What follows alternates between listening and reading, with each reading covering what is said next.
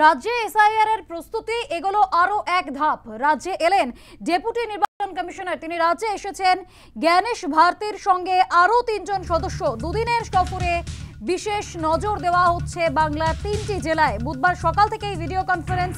উত্তরবঙ্গ বাদে বাকি জেলার সঙ্গে কথা।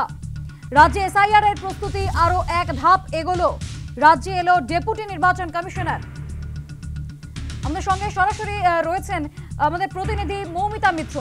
মৌমিতা, আমরা জানি যে এসআইআর হবে এমন একটা আভাস রয়েছে, বাংলাতেও এসআইআর হবে সেই আভাস ছিল, আর সেই আভাসের এক ধাপ এগিয়ে গেল। রাজ্যে এসেছেন জ্ঞানেশ ভারতী, ইতিমধ্যেই আলাপ আলোচনাও শুরু হয়ে গিয়েছে অফিসারদের সঙ্গে। দেখো, একেবারে মুখ্য নির্বাচনী আধিকারিকের দফতরে বৈঠক হলো। দীর্ঘক্ষণ ভিডিও কনফারেন্সের মাধ্যমে বৈঠক হয়। সকাল 10টা থেকে সেই বৈঠক শুরু হয়েছিল এবং কিছুক্ষণ আগে সেই বৈঠক শেষ হয়েছে।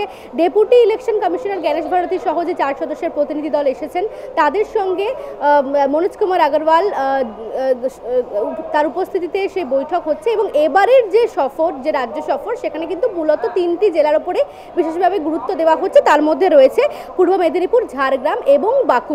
এবং আজকের এই বৈঠকের পরে জ্ঞানেশ ভারতী সহ 4 সদস্যের প্রতিনিধি দল তারা চলে যাবেন রাজারহাটে।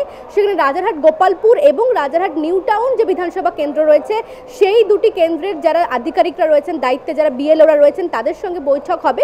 এবং তুমি জানো যে রাজারহাট গোপালপুর কেন্দ্র থেকে কিন্তু একাধিক অভিযোগ নির্বাচন কমিশনের দফতরে এসেছিল যে সেখানে ভুয়ো যে ভোটার তালিকার অভিযোগ সামনে এসেছিল বা একেবারে নিয়ম বহির্ভূতভাবে ভোটার তালিকায় নাম তোলা হচ্ছে, সেই অভিযোগ সামনে এসেছিল, যে কারণে 4 জন আধিকারিককে সাসপেন্ড করা হয়। তো সেই কারণে এই দুটি কেন্দ্র বিশেষভাবে নজরে রয়েছে। এবং তারপরে যেটা আমরা নির্বাচন কমিশন সূত্রে খবর পাচ্ছি, বারাসাত যাওয়ার সম্ভাবনা রয়েছে এই প্রতিনিধি দলের। সেখানেও তারা কিন্তু উত্তর 24 পরগনা জেলা নিয়ে তারা বৈঠক করবেন। একেবারে প্রত্যেকটি কেন্দ্র ধরে ধরে সেখানে যারা বিএলওরা রয়েছেন, যারা জেলাশাসক যারা রয়েছেন, এডিএম যারা রয়েছেন, এইআরও যারা রয়েছেন, তাদের সঙ্গে কিন্তু একেবারে নিবিড়ভাবে সেই বৈঠক করা হচ্ছে। এবং এবারের এই যে সফর, যে রাজ্য সফর, সেখানে কিন্তু ফুল বেঞ্চ তারা এসেছেন, অর্থাৎ জ্ঞানেশ ভারতী সহ 4 সদস্যের প্রতিনিধি দল ফুল বেঞ্চ তারা এসেছেন। এবং এসআইআর এর প্রস্তুতি ঠিক কত দূর বা বেশ কিছু ট্রেনিং বা প্রশিক্ষণের যদি প্রয়োজন হয়, সেই বিষয় সংক্রান্ত বৈঠকে কিন্তু আজকে হয়েছে। একদম মৌমিতা, এসআইআর এর প্রস্তুতির যে প্রশিক্ষণের প্রয়োজন বা এসআইআর এর প্রস্তুতি কতটা এগোবে সেই নিয়েই বৈঠক চলছে ইতিমধ্যেই।